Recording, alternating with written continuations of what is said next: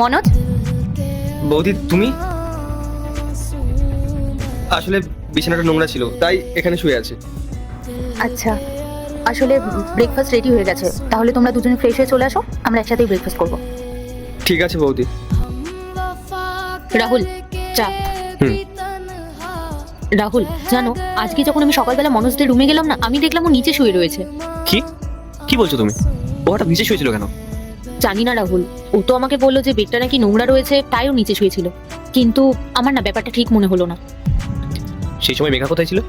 ও fresh হচ্ছিল। ওদের ঘর তো ক্লিনই ছিল, আর ওদের বেডটাও তো বেশ বড়। ও তারপরেও নিচে শুয়েছিল। আর তাছাড়াও মানুষ তো নিচে শুতে পছন্দ করে না। আচ্ছা ঠিক আছে, আমি ওর সঙ্গে সকালে কথা বলছি। মনোজ।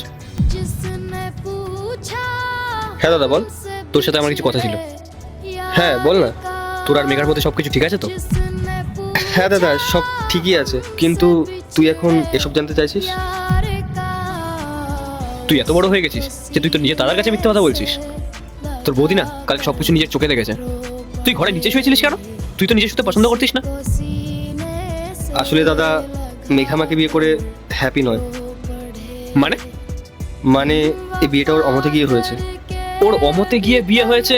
কি বলছিস কি তুই? তার মানে ও তোকে ভালোবাসে না?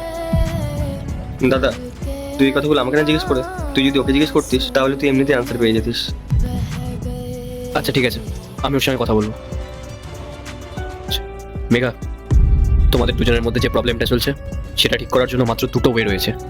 এক, যে তোমরা দুজনে ডিভোর্স নিয়ে নাও আর তারপর আলাদা হয়ে যাও। কিন্তু একটা সমস্যা তোমাদেরকে ফেস করতে হবে। সবাই তোমাদেরকে বলবে তোমাদের বিয়ে হয়ে যাওয়ার পরেও তোমরা একসাথে থাকতে পারলে না। আর এতে করে যতটা না তোমাদের সম্মান নষ্ট হবে, তার থেকেও বেশি সম্মান নষ্ট হবে আমার। আর সেকেন্ড সলিউশন হলো, মেঘা, তুমি আমাদের তিনজনকে আরেকবার সুযোগ দাও।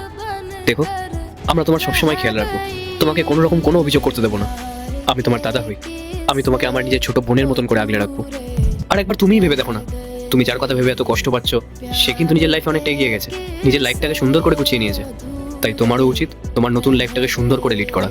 দেখো মেঘা, এরকম ধরনের সিচুয়েশন অনেকের লাইফেই থাকে, কিন্তু তা বলে সেটাকে মনে রেখে দিয়ে সেটাকে ধরে রাখাটা উচিত না। শোনো, তুমি আজকে থেকে এখানেই শোবে।